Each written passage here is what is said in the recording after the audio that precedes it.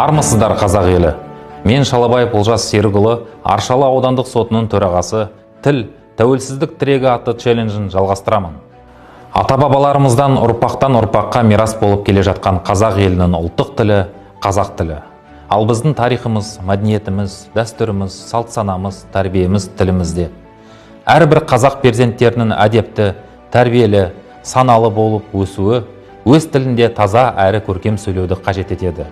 Сондықтан да әрбір қазақ баласы қазақ балабақшасына барып, қазақ мектептерінде білім нәрімен сусындаса, қазақ тілінің рухани қасиеттерін бойына сіңірері анық. Ахмет Байтұрсынұлы жырлағандай: мен өлсемде өлемін жөнімменен, тәннен басқа немді алар өлімменен. Өлген күні апарып тығары көр, мен жоқ болар көміліп тәнімменен. Тән көмілер, көмілмес еткем ісім, ойлайтындар мен емес бір күнгісін. Жұрт ұқпаса ұқпасын жабықпаймын, ел бүгіншіл, менікі ертен үшін. Қазіргі кезде әр адамның өз тілінде еркін сөйлеуге құқығы бар.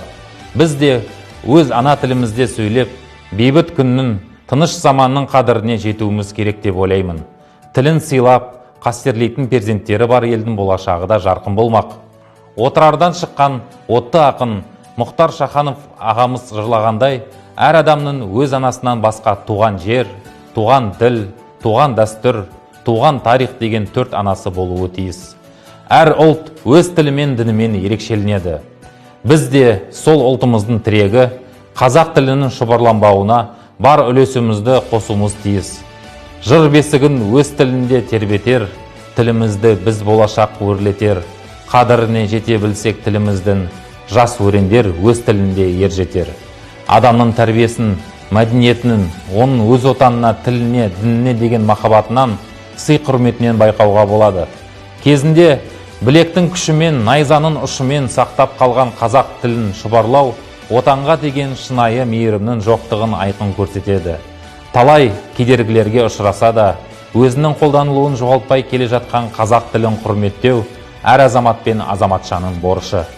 Әрине, мемлекеттік тіліміздің қазақ тілі екені білсек те, оның қазіргі қоғам аясында қолданылуы бізді қатты алаңдатады. Өзге тілдің бәрін біл, өз тіліңді құрметте.